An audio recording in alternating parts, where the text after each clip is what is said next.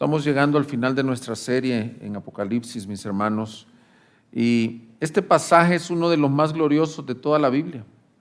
Es por decir el inicio del epílogo de la Biblia. Digo el inicio porque nos falta el capítulo 20, el 21, en donde se concluye la Biblia. Y la Biblia tiene un mensaje central, y el mensaje central es Jesucristo. Comienza con Dios y termina con Dios, y comienza y termina también con el hombre en comunión con Dios. Lastimosamente en Génesis 3 vemos cómo el pecado entró al hombre por medio de Adán y Eva al desobedecer, al cambiar la gloria de Dios por lo que no es y tomar de este fruto. El hombre le dijo a su hacedor: Señor, no queremos ya nada contigo. Y ese pecado, dice Romanos, que entró por un hombre, pasó a todos nosotros. Pero también en Génesis 3:15, mis hermanos, en el inicio, les estoy leyendo el inicio, les estoy narrando el inicio y el fin de la Biblia. En Génesis 3:15 se hace mención de que de la simiente de la mujer vendría aquel que redimiría todas las cosas. Dios en su grandeza, en su soberanía, pudo haber destruido, eliminado al hombre ahí mismo, hacer una creación nueva, pero en su gracia, en su soberanía y en su entendimiento infinito, se designó a un Salvador. Y Génesis, Éxodo, Levíticos, el Pentateuco, la ley, los profetas, los salmos, anunciaban que ese Mesías, el que pondría todas las cosas, habría de venir una vez para salvar a los pecadores. Y cumplido el tiempo de su alumbramiento, dicen las Escrituras, el Verbo se hizo carne. Y en aquella primera Navidad, nacido de la Virgen, concebido por el Espíritu Santo, nació el Hijo de Dios. El Hijo de Dios hecho carne, 33 años y medio de vida, 3 años y medio de ministerio, vida perfecta, sin pecado, de un ministerio poderoso que confirmaba, como dijo Juan, que Él era el Hijo de Dios, el Mesías prometido, el Salvador del mundo. Al pasar los 3 años de ministerio, el mensaje de la Biblia nos dice que fue llevado al Gólgota, a la cruz del Calvario, no por sus pecados, sino por los pecados de todos aquellos que Él quería salvar. Y fue crucificado junto a 2 malhechores. Ese día dice que como a la 9ª hora la tierra oscureció, la tierra tembló, y que el Hijo de Dios, el Hijo del Hombre, entregó su espíritu. Fue bajado de la cruz, sepultado, pero aleluya, al tercer día, dice la Escritura, que esa tumba, la piedra fue removida y el cuerpo de Cristo no se halló jamás ahí, porque Él vive y reina por los siglos. Y apareció a más de 500 testigos y dio testimonio de su resurrección por 50 días. Y cuando se llegaron esos 50 días, Él llegó al monte. Y estando en el monte, mis hermanos, Él comenzó a ascender a los cielos. Y estos testigos, estos discípulos, después de haber visto estas cosas, recibieron esta palabra que dijeron: varones galileos, ¿por qué estáis mirando al cielo? Este mismo Jesús que ha sido tomado de ustedes al cielo, vendrá de la misma manera, tal como lo han visto ir al cielo. Y llegamos al epílogo de la Biblia y vemos este pasaje del gran jinete del caballo blanco, y es el cumplimiento a esta promesa que hizo el Mesías profetizado de Génesis 3:15. Vino por primera vez, pero la Biblia te dice: Cristo volverá.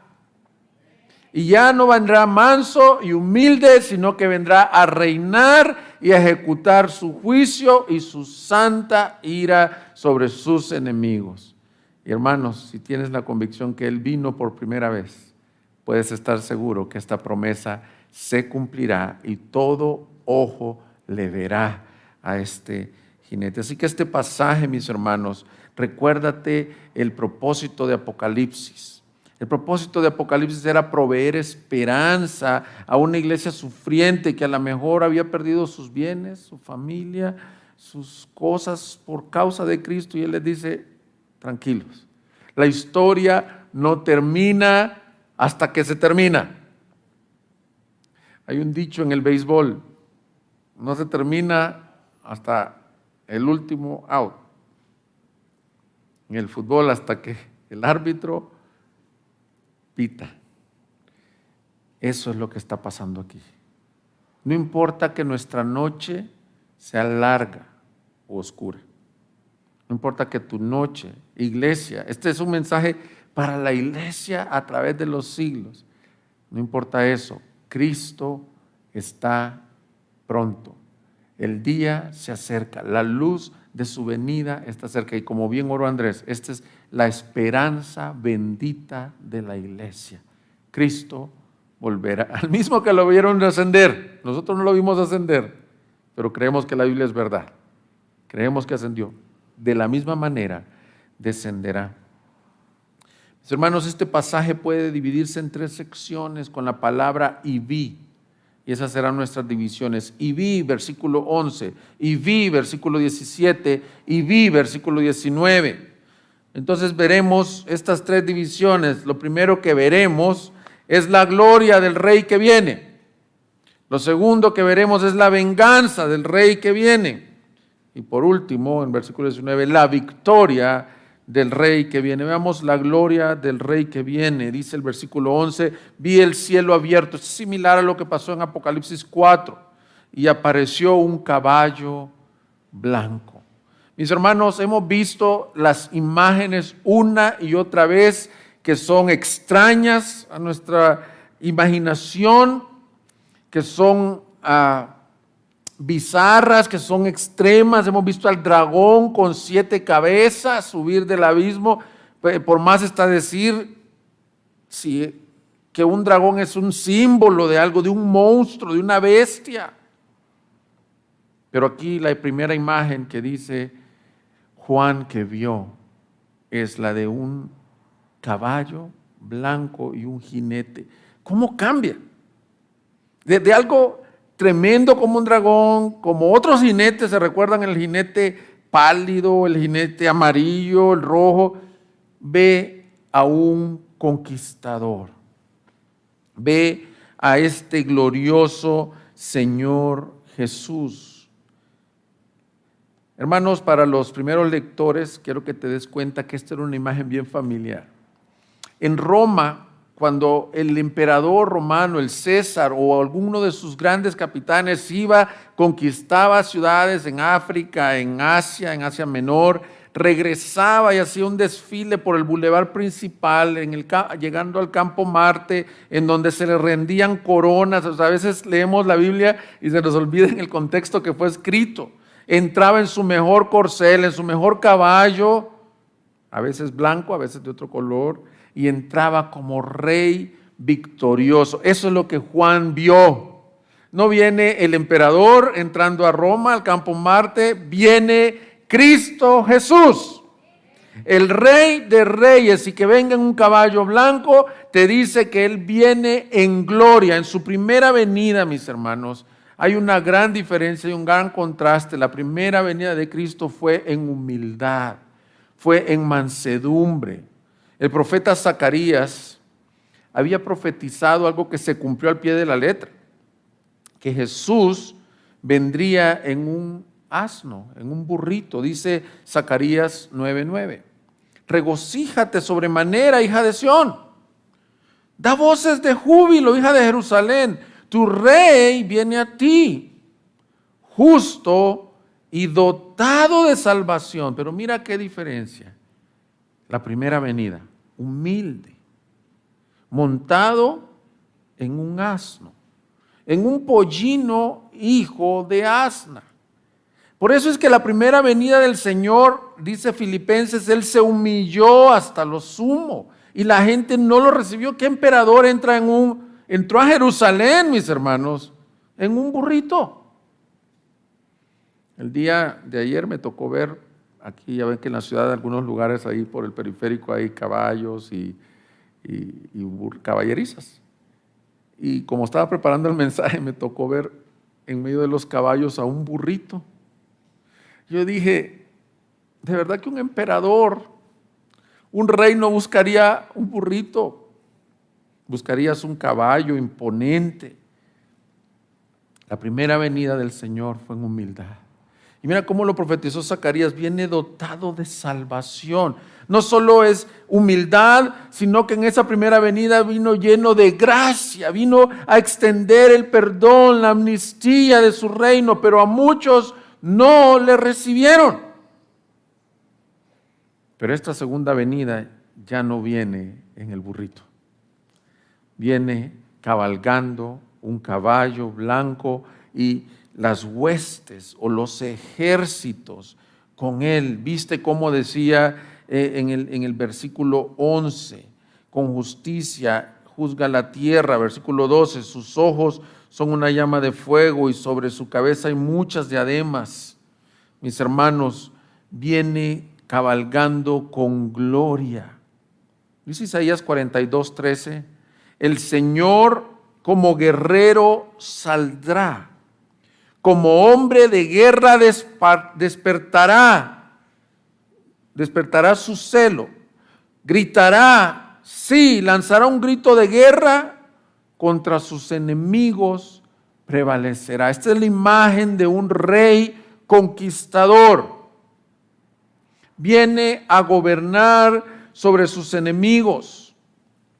Probablemente tú te sientas como el pueblo que recibió esta epístola de Apocalipsis, esta carta de Apocalipsis. Imagínate las iglesias. Muchos de ellos habían sufrido pérdidas. ¿Te recuerdas que leímos en Esmirna, en Tiatira, sufrimientos, falsas doctrinas, divisiones, heridas, persecuciones? Nosotros no hemos vivido, a menos aquí en México, lo que vivió la iglesia del primer siglo. Era peligro de muerte. Por eso es que Romanos dice, por causa tuya somos puestos a espada todos los días. Todos los días tú corrías amenaza de muerte. Y la iglesia podría estar hasta preocupada. Señor, vendrás. Pareciera que avanza el mal. Y yo me puedo identificar con la iglesia del primer siglo porque vivimos, hermanos, la maldad ha ido en aumento. Pareciera que avanza el mal. Leyes que promueven el pecado. En tu mismo hogar, a lo mejor te has dado cuenta cómo el pecado ha entrado, ha destruido, ha dividido familias. Tantas cosas, y está profetizado en los postreros tiempos. El misterio de la iniquidad, la maldad irá de aumento en aumento. Y podríamos decir, iglesia, ¿esto para dónde va? Está de mal en peor, pero este pasaje provee una esperanza. Tranquila, iglesia. Tu conquistador viene, y viene cabalgando, y sus huestes con él. Ejércitos con él. Y vamos a algunas de las cosas que menciona este pasaje, porque me quiero detener. Cuando la Biblia te habla de un atributo de Dios, es porque el Señor nos lo quiere comunicar. Dice que este tiene un nombre, se llama fiel y verdadero, versículo 11. Los cristianos del primer siglo podían estar desanimados pensando que ya no regresaba. Y tú puedes estar desanimado. Es decir, tantos años, tengo 40 años de cristiano, me vienen diciendo esto desde que soy niño o desde que conocí a Cristo y no veo que pase nada. Pero Él se encarga de decir, el que viene montado es el fiel y el verdadero. Y estos son dos atributos de Dios, su fidelidad y su veracidad, que toman base en su veracidad. Y lo que quiere decir que Él es el verdadero es que Juan nos está recalcando que a diferencia del dragón, que decía que la bestia decía, adoren al dragón, porque él es Dios. El falso profeta hacía que adoraran a la bestia y al dragón. Aquí Juan les dice, espérate, el que viene es el verdadero, no es el imitador. Dios es el verdadero Dios. Jesucristo, mis amigos, mis hermanos, si nos acompañan, es el único y verdadero Dios. Porque no hay mediador entre Dios y los hombres, sino que Jesucristo, hombre. Cristo es Dios. Todos los que se han levantado a través de la historia son anticristos. Los que se han proclamado dioses. ¿A dónde están? ¿Sabes dónde están? Están muertos. El único que vive y reina por los siglos es el verdadero. Pero también vemos que repetidamente Él se presenta en Apocalipsis como el fiel y verdadero. Apocalipsis 3:7 dijo: escribe al ángel de la iglesia en Filadelfia, el santo, el verdadero. Apocalipsis 3:14 dice: escribe al ángel de la iglesia en la Odisea, el amén, el testigo fiel y verdadero, es decir, el que ha de cumplir. Su fidelidad, mis hermanos, quiere decir, si dijimos que cuando dice el verdadero es que Él es el Dios verdadero, su fidelidad implica que siempre hará lo que ha dicho. Hermanos, qué esperanza. Mira lo que dice en Números 23:19, este es un pasaje glorioso, léelo con detenimiento y dile: Señor, gracias, porque dice en Números 23:19, Dios no es hombre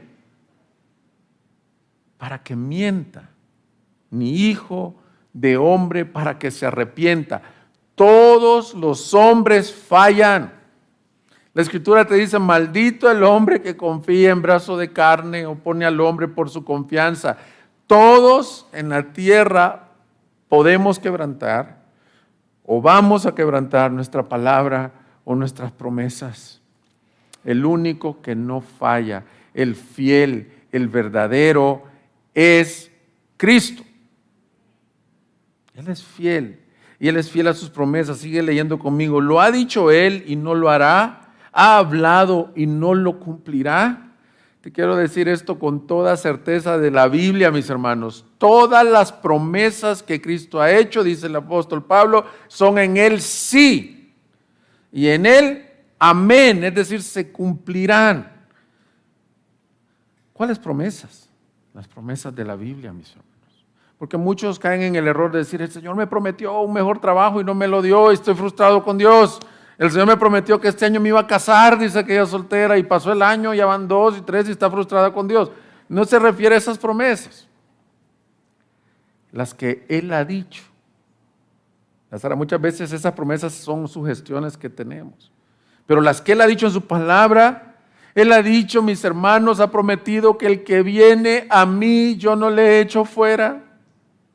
Él ha prometido que si confiesas tus pecados, Él es fiel y justo para perdonarte y limpiarte de toda maldad.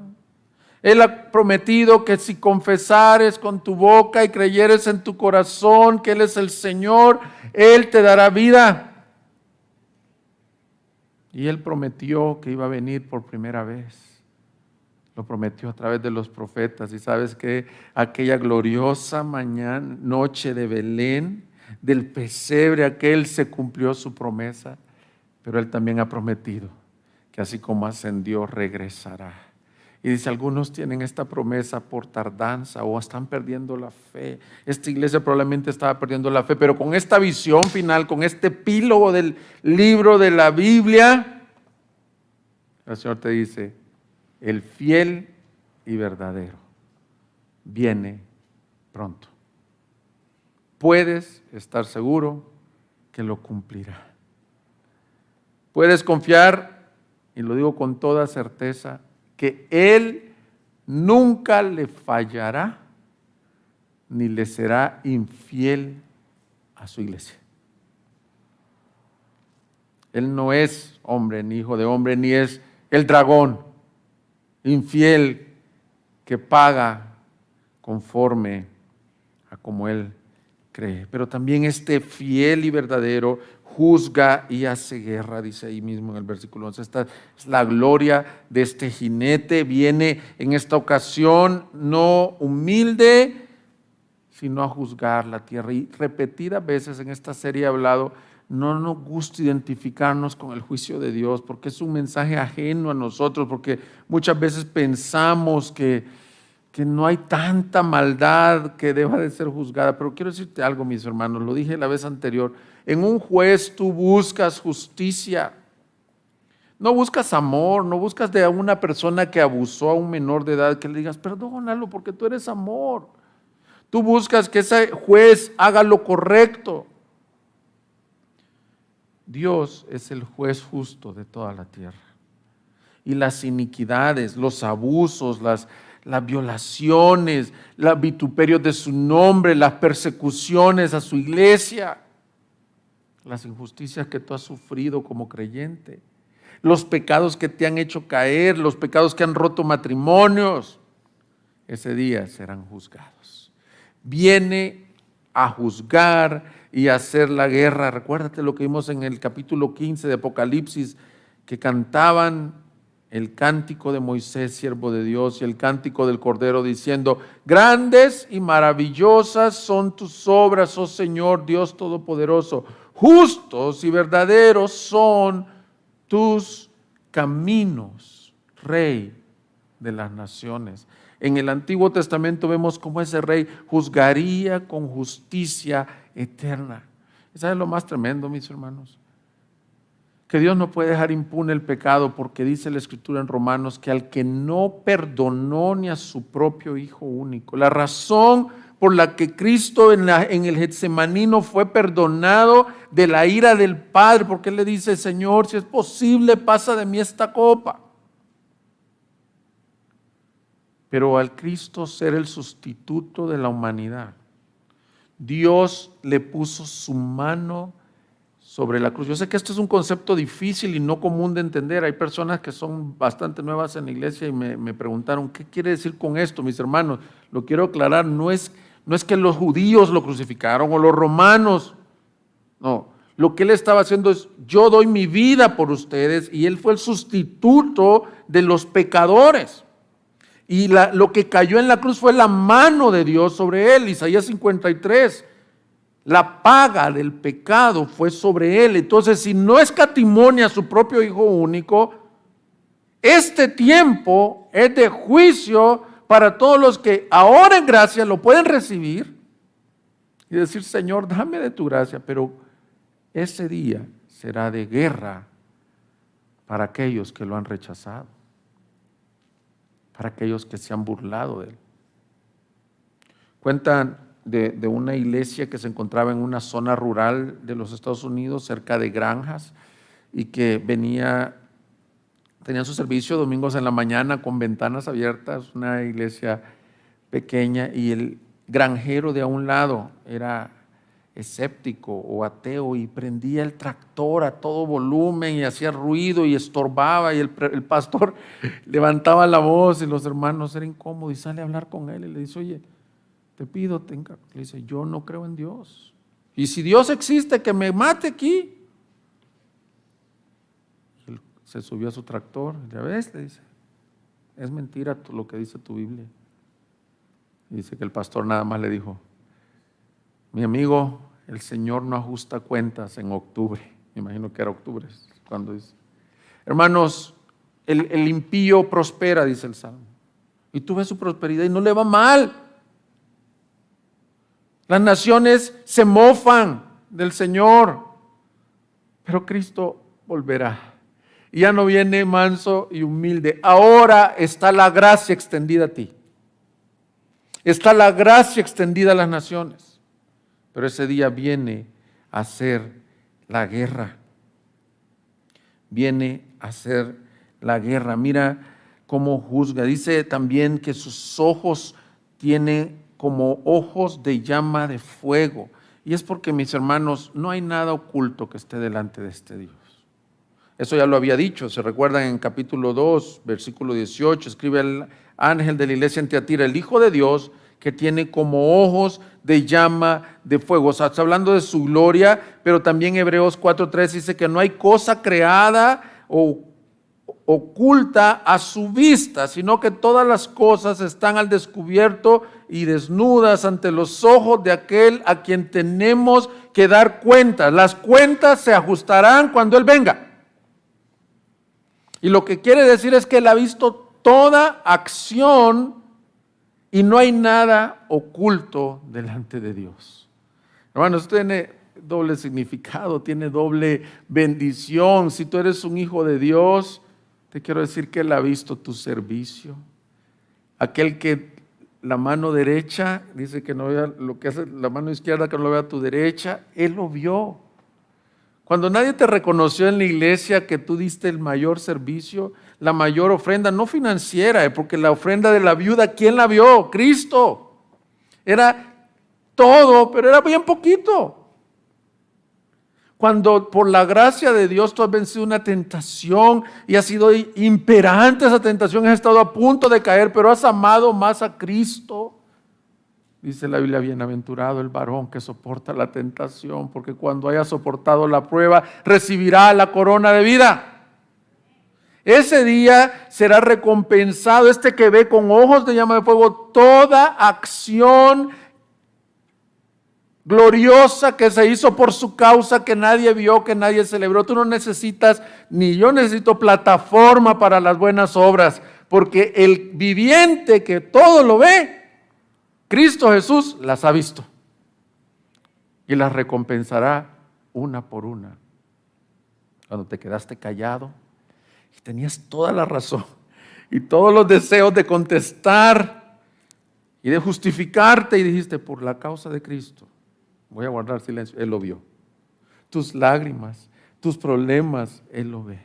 Pero también es un llamado al arrepentimiento, mis amigos, mis hermanos. No hay nada oculto que no sea manifiesto. Él también ha visto las obras que se han hecho en secreto de los impíos. No hay el crimen perfecto. Si no se revela en esta tierra, aquel día será revelado. Porque dice la Escritura que el que viene trae unos ojos como llamas de fuego y que está coronado con muchas diademas.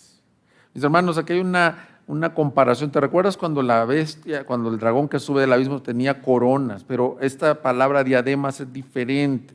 Estas diademas se le daban al emperador, habla de autoridad, y te recuerdas que en aquel caso eran 10. Aquí dice que son muchas, porque el gobierno del Señor, el reinado del Señor, no es como el del dragón. El dragón se le dio oportunidad de reinar sobre la tierra, sobre los reyes de la tierra. ¿Te recuerdas que sus cabezas, sus cuernos eran reyes de esta tierra y ha gobernado este mundo? Pero el de Él es un reino infinito. Nuestro rey es el Rey de reyes y el Señor de los señores, y sus diademas son muchas. Su soberanía es ilimitada. Ahora, estos pasajes muchos decimos, amén. Él es el Rey de reyes, el Señor de señores, pero iglesia, la aplicación es bien sencilla para ti y para mí. ¿Cómo está su soberanía en tu vida? ¿Cómo está su soberanía en mi vida? Cuando vienen los problemas, cuando vienen las circunstancias, comienza a venir la duda, ¿por qué a mí? Tranquilo.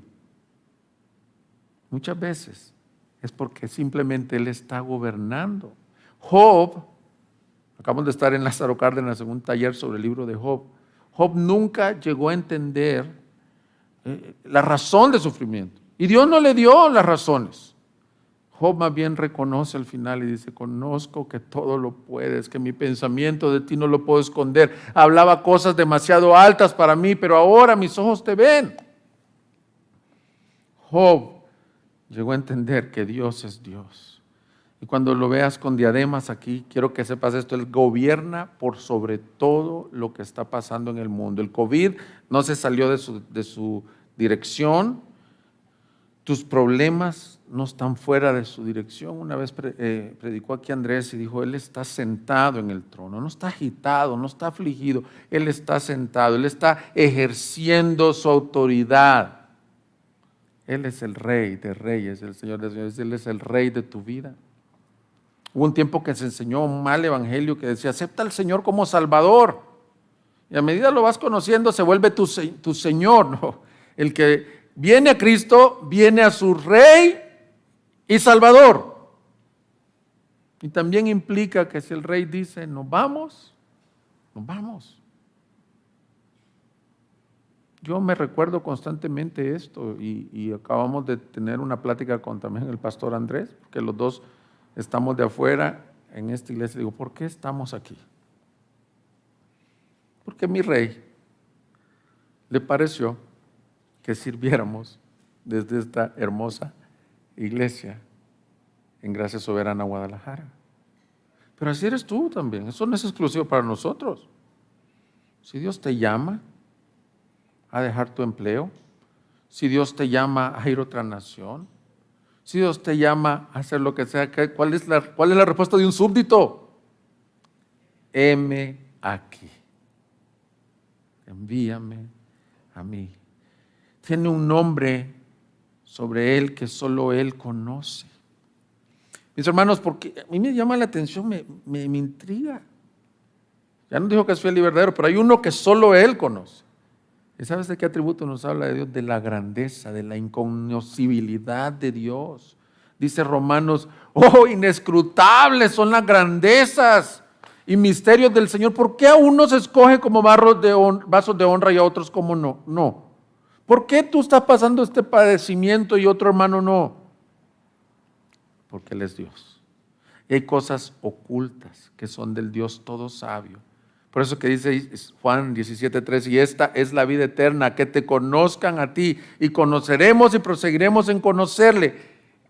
Por eso venimos los domingos, mis hermanos, estamos conociendo lo que vemos. Dice Job, ahorita tengo fresco Job, que lo que vemos y lo que oímos es una leve palabra de su gloria, mis hermanos, y con esta palabra tenemos mucho. Él se ha revelado en Jesucristo, pero hay cosas que nunca entenderemos y conoceremos de un nombre que solo Él conoce. Pero este que trae este nombre, trae un manto empapado en sangre. Y mi primera tentación es la sangre que derramó en la cruz. Pero este pasaje particularmente, mis hermanos, es la sangre que trae. ¿Se recuerdan cuando pisó el lagar de la ira?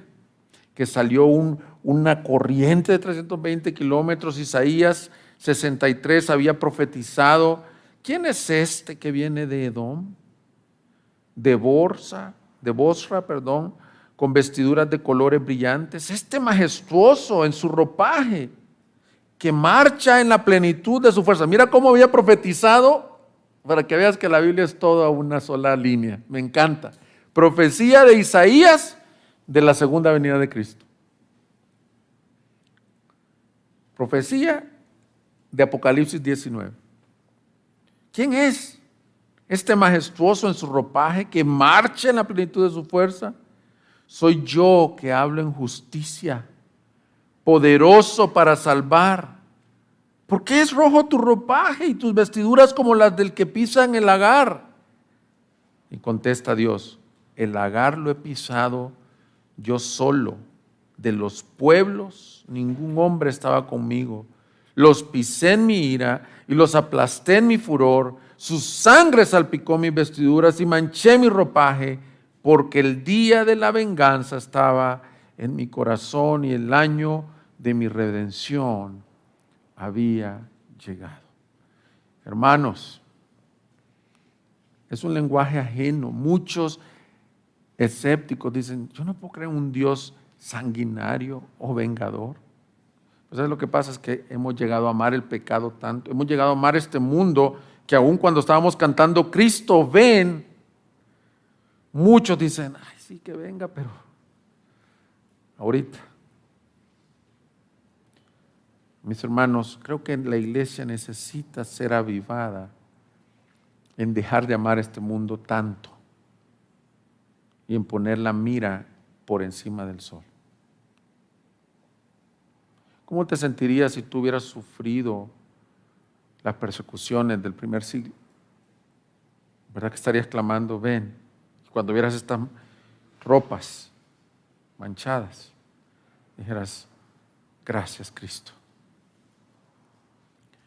Gracias Cristo porque has hecho justicia.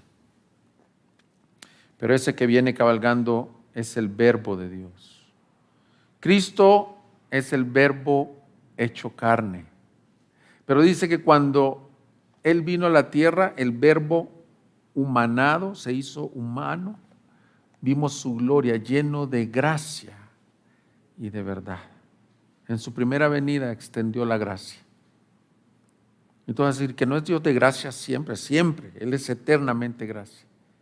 Pero este día va a ejecutar la verdad, lleno de gracia y de verdad. El Verbo, la palabra de Dios. Por eso es que el que menosprecia la palabra, menosprecia a Cristo mismo. La palabra que creó todas las cosas, se hizo carne y habitó entre nosotros. Pero ese es el mismo que regresa. Trae una espada afilada en su boca y los herirá con la espada, con la palabra del Señor. Su palabra es cual martillo que parte la roca en dos. Su palabra es como una espada afilada que penetra y discierne las intenciones del corazón. Y si muchos de nosotros nos hemos convertido, ha sido a raíz de que alguien fielmente nos predicó la palabra. No te canses de hablar la palabra. Y si tú no la hablas, no te canses de leerla, de estudiarla, de decir, Señor, penetra. Porque tú eres el Verbo hecho carne y esa palabra con la que juzga. Veamos lo segundo, el rey ejecutando su venganza. Vi al ángel, que es versículo 17, que estaba de pie en el sol. Clamó una gran voz diciendo a todas las aves que vuelan en medio del cielo, vengan, congréguense para la gran cena de Dios, para que coman carne de reyes, carne de comandantes, carne de poderosos, carne de caballos, de sus jinetes y carne de todos los hombres, libres, esclavos, pequeños y grandes. Hermanos, en este capítulo hay un contraste. La semana pasada nos dijeron que había una tremenda fiesta, la mejor de todas. Y que tú y yo estamos invitados por la gracia de Dios con ropas limpias, lavados. Pero pocos versículos después, el Señor, este ángel sale invitando a otra gran cena. Y te quiero aclarar, no es la misma. ¿Y sabes a quiénes está invitando? A las aves de rapiña, a buitres, a aves que van a venir a comer carne de la venganza de Dios. Hermano, yo no puedo leer estos pasajes sin verme afectado, sin pensar en ese ser querido, en ese primo, en ese amigo, en ese familiar que no conoce a Cristo. No se trata que nos sentemos como en un lugar privilegiado, que lo estamos, pero que veamos como atrás de la vitrina y decir, mira qué padre, yo voy a estar en las bodas del Cordero celebrando, gloriándome, y aquel que no conoce de Cristo va a estar siendo devorado por aves de rapiña. Mis hermanos, este pasaje nos debe de dar un tremendo dolor y carga por los perdidos. Iglesia, es tiempo de despertar, de anunciar las buenas nuevas de amnistía para los enemigos. De lo que tú has recibido, dale a otros. Esto es lo que ha movido a los grandes misioneros, esto es lo que ha movido a los grandes profetas. Ir por las naciones y anunciar que Cristo quiere perdonar ahora. ¿O cómo enfrentarás aquel día? ¿En la cena de bodas o en la cena de los buitres? Sé, mis amigos, yo sé que nos escuchan muchos en YouTube, que no son mensajes fáciles de escuchar. Pero te tengo que amar lo suficiente para decirte la verdad. Y tú deberías de salir corriendo, y como predicó un mensaje Charles Spurgeon, úrgelos a entrar.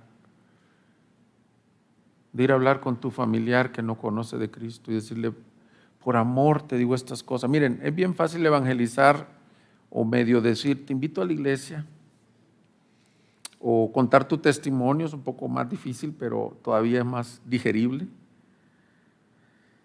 que decirle a alguien, mira, la verdad es que si tú no te mueres, si tú te mueres sin arrepentimiento, te enfrentarás a un día a un juez que justamente traerá su ira sobre ti.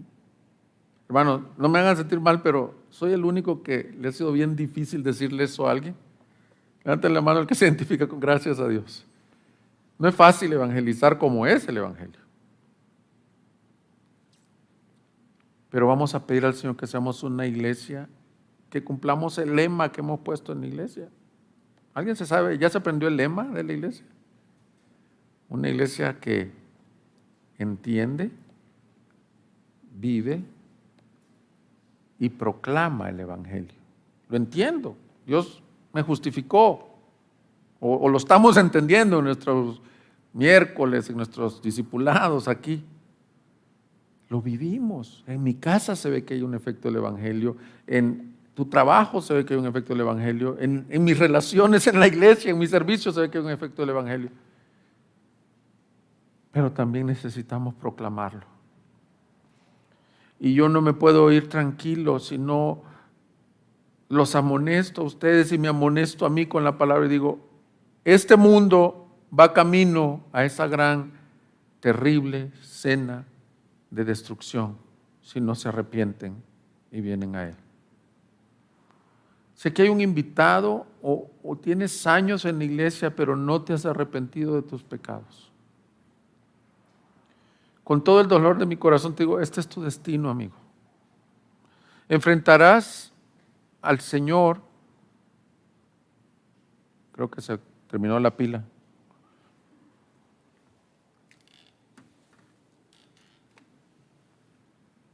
Ya, ahí está, gracias. Enfrentarás al Señor como juez o como salvador. Ven a Él. Ven a Él. Por eso es que yo creo que de tal manera te amó Dios, que envió a su Hijo. Pero te recuerdas que lo dimos en Juan 3, y esta es la condenación, que los hombres amaron más las tinieblas que la luz.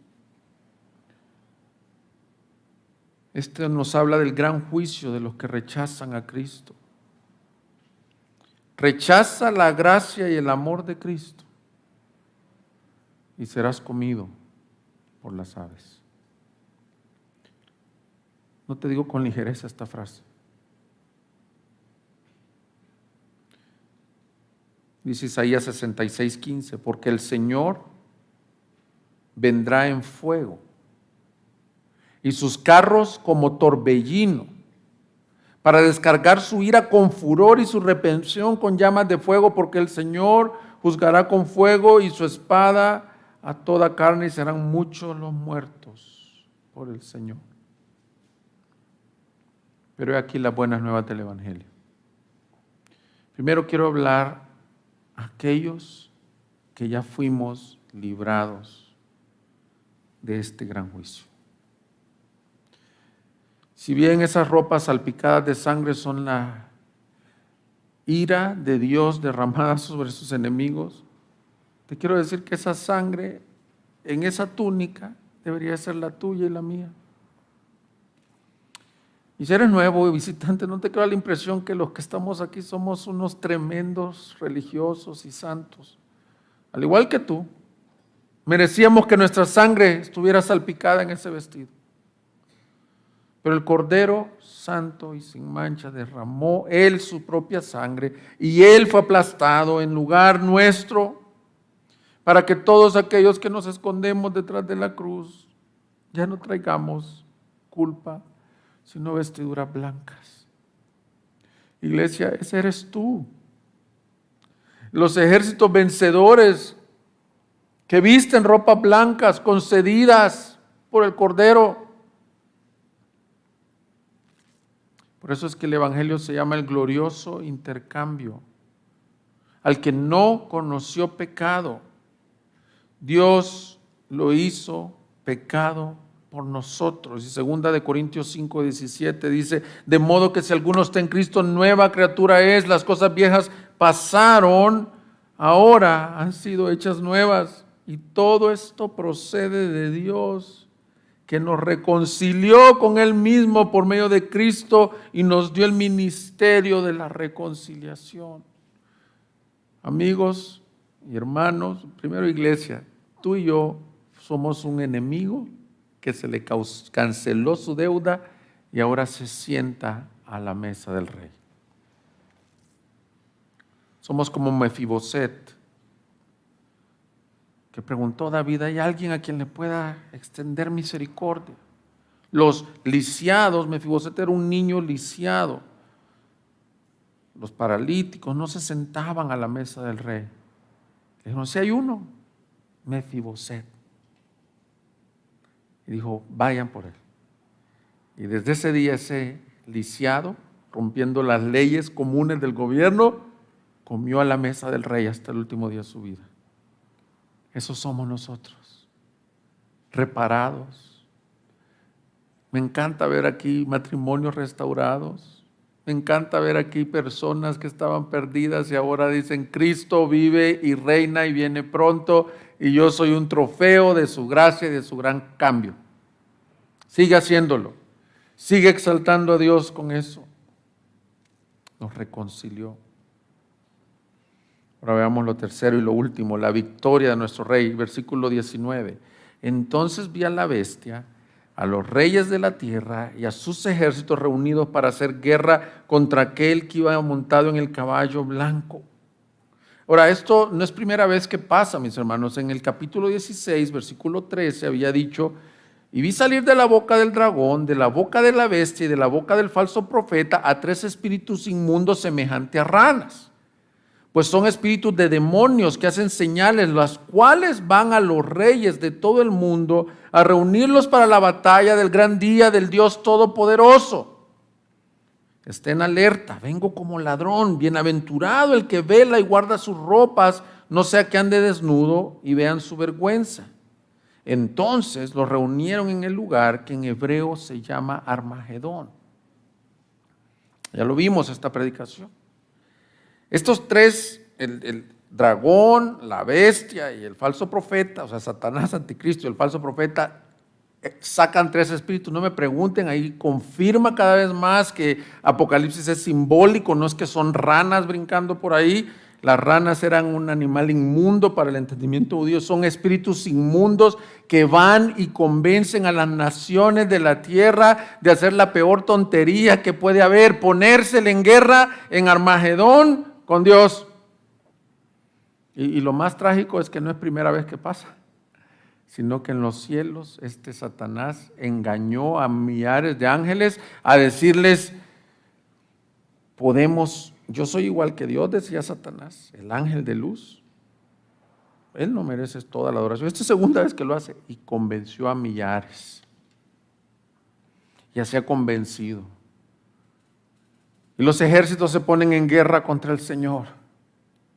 Pero ¿sabes qué es lo más glorioso? Es que para el Señor no hay guerra. Satanás no juega en la misma liga que Dios. Yo les decía en el primer servicio, es como, miren, no sé si les gusta el básquetbol o algún otro deporte, es como que yo dijera, aquí vamos 3, Willy, Andrés y yo. Vamos a hacer una reta, o vamos a decir Daniel Ferrer, a lo mejor está más grande, vamos a hacerle una reta a LeBron James, Stephen Curry y Kevin Durant. Un 3-3 en básquetbol. Al fin y al cabo que el Willy metía muchas en la prepa, ¿verdad? Hermanos, yo creo que ellos hasta se sentirían ofendidos de querer jugar con nosotros. Miren lo que pasa del versículo 19 al 20. Están los ejércitos, según ellos, a dar pelea. Versículo 20. No hay guerra. Y la bestia fue apresada. Junto con el falso profeta que hacía señales en su presencia, con las cuales engañaba a los que habían recibido la marca de la bestia y los que adoraban su imagen. Los 2 fueron arrojados vivos al lago de fuego que arde con azufre. Los demás fueron muertos con la espada que salía de la boca de aquel que montaba el caballo, y todas las aves se saciaron de sus carnes. Solo dijo la palabra. No hay guerra, no hay partido. Él vence con la palabra de su poder. En las instancias en que habla de su segunda venida, en 2 Tesalonicenses, dice que vendrá y aquel impío inmediatamente será destruido. Tu rey y mi rey, en el que hemos creído, es el verdadero Dios y el vencedor. El dragón, la bestia, el falso profeta y todo lo que han engañado y odian a Dios, serán destruidos. Dios, al final de la Biblia, vence sobre sus enemigos. Mis hermanos, estos enemigos son enemigos de Cristo, pero son enemigos de la iglesia. Probablemente tú batallas con un pecado recurrente y lloras en tu casa y dices, ¿por qué otra vez? ¿Por qué otra vez esta envidia? ¿Por qué otra vez esta amargura? ¿Por qué esta falta de perdón? Probablemente tú sufriste abusos de niño, de niña. Dices, ¿por qué? ¿Por qué el cáncer? ¿Por qué el COVID? Todo esto es consecuencia no de un pecado que tú hiciste, sino de la caída. El día llegará en que Cristo vencerá. Por eso su iglesia y la novia dicen, ven, Señor Jesús. Pueden ponerse de pie. Vamos a orar. Búsquenos en Facebook y YouTube como Iglesia Gracia Soberana Guadalajara y visita nuestra página de internet igsg.org.mx